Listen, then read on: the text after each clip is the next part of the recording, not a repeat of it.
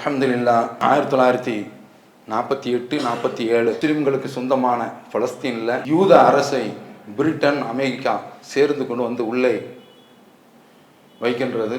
அன்றிலிருந்து அவருடைய கை ஓங்கிக் கொண்டே இருக்கின்றது. அவர்களை எதிர்த்த அரபுகள் அவரிடத்தில் சரியான ஈமானுடைய பிடிமானம் இல்லாததன் காரணத்தினால் தோற்று போய் விட்டார்கள். இன்றைக்கும் அந்த மக்கள் அழிக்கப்பட்டு கொண்டிருக்கின்றார்கள். ஒரு ஆக்கிரமிப்பாளன் அத்துமீறி உள்ளே வந்தவன், நம்முடைய வீட்டில் ஒருவன் அந்நியன் உள்ளே வந்து புகுந்து நம்மை வெளியே அடித்து கொள்கின்றான் என்று சொன்னால் எப்படி இருக்கும்? அப்படி ஒரு கொலை பாதகத்தை இஸ்ரேலில் செய்து கொண்டிருக்கின்றான்.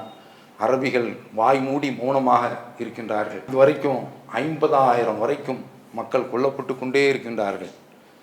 குழந்தைகள் கொல்லப்பட்டு, பெண்கள் கொல்லப்பட்டு, முதியோர்கள் கொல்லப்பட்டு, பலருக்கு கண் தெரியாமல் கைகால்கள் உடைந்து ஒரு சொட்டு தண்ணீர் உள்ளே வருவது என்றாலும் அது இஸ்ரேல் அரசாங்கத்தினுடைய அனுமதியோடு தான் வர வேண்டும். இப்படி பக்கத்தில் முஸ்லிம்கள் அப்படியே கொத்து கொத்தாக கொன்று அழிக்கப்பட்டிருக்கக்கூடிய வேளையில் அரபகத்து முஸ்லிம்கள் பார்த்து கொண்டு இருக்கின்றார்கள். ஆனால் நாம் பார்த்து பரிதாபப்பட முடிகின்றது. அதில் குறிப்பாக அமெரிக்கா, இப்போ ட்ரம்ப்பு, அவனுக்கு துணையாக வரக்கூடிய வேன்ஸு, துணை ஜனாதிபதி களத்தில் இப்போது நிற்கின்றான். இந்த கமலா ஹாரிஸு அமெரிக்காவுடைய நாடாளுமன்றத்தில் இதுவரைக்கும் 3 தடவை உரையாற்றியவர்கள் என்று எடுத்துக்கொண்டால் வின்சன் சர்ச்சில் அவர் உரையாற்றியிருக்கிறாரு. அமெரிக்காவுடைய நாடாளுமன்றத்தில் 3 தடவையும் தாண்டி 4வது தடையாக இப்போது உரையாற்றியிருக்கிறான் கொலைகார பாவி நெத்தன்யாகு. இதில் இந்த கமலா ஹாரிஸ் நான் அந்த சபைக்கு போக மாட்டேன் என்று புறக்கணித்திருக்கிறான். இவங்க வந்தால் நல்லதாக இருக்கும் என்று நாம் நினைக்கின்றோம்.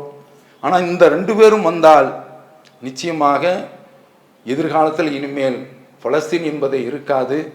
எல்லா அரபுகளும் சேர்ந்து சொல்லி கொண்டிருக்கின்றது 2 நாடுகள் இருக்க வேண்டும் என்று சொல்கின்றார்கள். ஒற்றை நாடு தான் என்று சொல்லி கொண்டிருக்கின்றான் நெத்தன்யாகு, இன்னும் அவனுடைய அமைச்சரையில் உள்ளவர்கள்.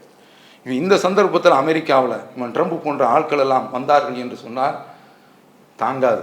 பலஸ்தீனம் என்று வரைபடத்திலேயே இருக்காது என்பதை நாம் நினைத்து கொண்டு குனூத்து ஓதி அவர்களுக்காக வேண்டி துவா செய்தோம் போதும் என்று நாம் இருந்துவிடக்கூடாது. எவ்வப்போது நமக்கு நினைவு வருகின்றதோ, இரவுல தஹஜ்ஜத் வேலைகளில், 5 நேர தொழுகைகளில் நினைவரக்கூடிய சந்தர்ப்பத்திலெல்லாம் பாதிக்கப்படக்கூடிய அந்த மக்களுக்காக வேண்டி, அழிந்து கொண்டிருக்கக்கூடிய அந்த சமுதாயத்திற்காக வேண்டி நாம் துவா செய்து கொள்வோமாக. அல்லாஹ் அவர்களை காப்பதற்கு போதுமானவன் என்று கூறி நிறைவு செய்கிறேன். வாஹ்ரதவானா அல்ஹம்துலில்லாஹ். இஸ்லாம் மற்றும் சமுதாய செய்திகளை அறிந்து கொள்ள தமிழ்நாடு தௌஹீத் ஜமாஅத் யூடியூப் பக்கத்தை உடனடியாக சப்ஸ்கிரைப் செய்து கொள்ளுங்கள். மேலும் பெல் பட்டனையும் கிளிக் செய்து கொள்ளுங்கள்.